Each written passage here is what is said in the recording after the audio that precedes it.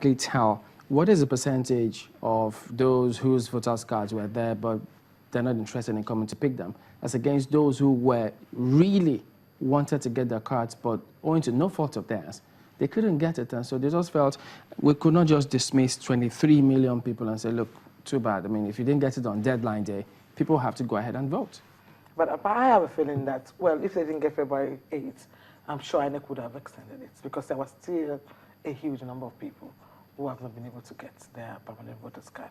And for me, that shouldn't be a reason for not having the election on the 7th of February. Now, we went through the statistics because that 1 week window, which they were able to extend for more people to go ahead and collect their PVCs, in that week, they were able to distribute 3,326,357 across the country in 1 week. And then remember, at that time, they also had over 23 million. I think it was about 26 million before this figure. So people thought, okay, if in 1 week you're distributing 3 million, and the main elections had not started, all the logistics was aimed at people collecting the PVCs. So if we extend it for people to still collect their PVCs while voting is going on, how can you achieve more than 3 million or half of 3 million? Because there'll be multitasking. Yeah, I agree with that. But you also know that Nigerians they do lastminute.com, you know, so they also want to get their things like when it's towards the end. So it's possible that the number that will be able to pick up their permanent voters card within that 1 week might actually be more than what we got in the last week. Yeah, but by and large, I think that this actually speaks to the fact that we also have to take some things very seriously as a country. People who know that they have a right to vote. This has been on for quite a long time, for about 4 months ago. People have been asked to go and pick up their permanent voters card, and people just, you know, didn't do it. So I also think that that's actually an issue, and this is actually a very big lesson for us to learn. I hope that with the 6 weeks opportunity, we'll be able to get as many people as possible to pick up their permanent voters card. All right, let's just hold on a bit, and let me go over to Linda. Linda Akigbe is our correspondent in Abuja. She's standing by to bring us up to speak concerning what's going on where she is. Hello, Linda.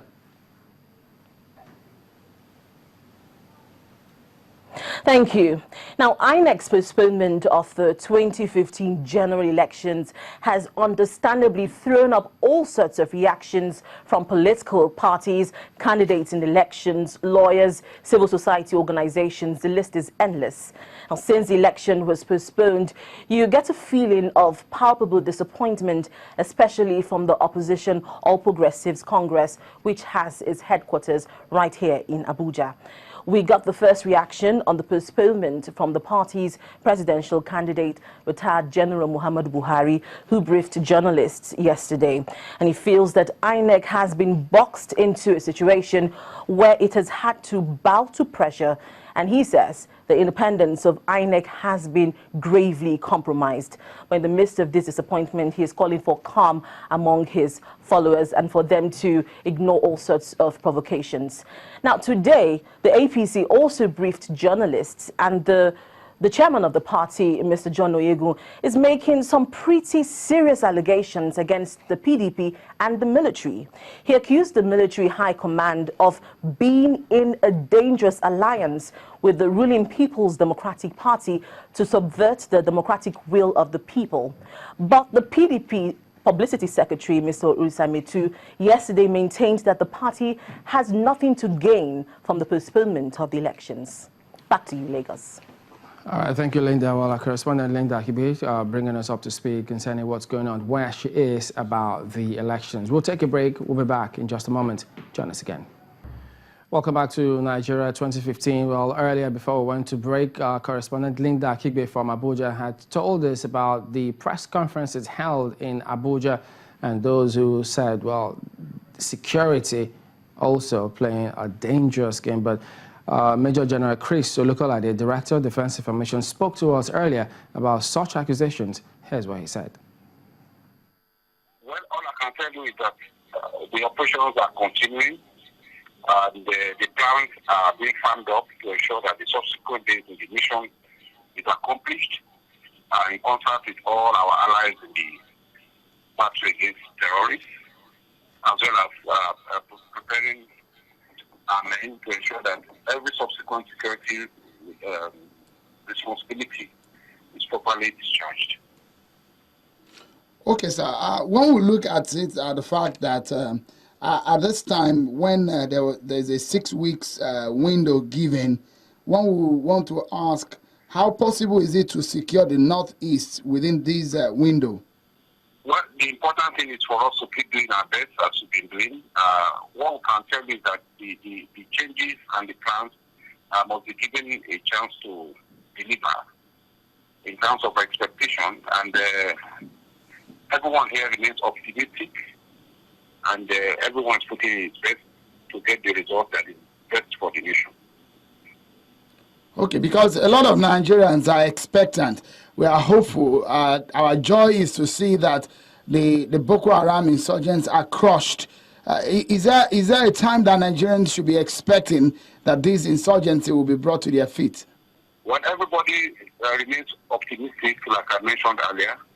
No set time in the sense that we will wish that it is even accomplished immediately, in which case everybody will be happy about it, rather than setting a particular time. The important thing is to put in our best to get the result and to put in all the modalities that will ensure the accomplishment of the mission. We think we are getting the required understanding from our partners as well as our troops. Everything required to enhance the firepower, to enhance the troops' mobility and protection, to enhance the fact that there's good coordination within the forces participating. It's what everybody is putting effort into right now. And the best is to remain optimistic at the moment. Well, Major General Chris Solugolarde, Director, Defense Information, speaking to us earlier about the postponement of the elections and what people think about security. But not long after that, there's a press statement issued by INEC about the collection of the permanent voter cards. Well, following the rescheduling of the 2015 general elections, the press statement reads that the Independent National Electoral Commission, INEC, has once again extended the deadline for collection of the permanent voter cards, PVCs, by registered voters. The collection of cards will continue for 4 more weeks until March 8th this year.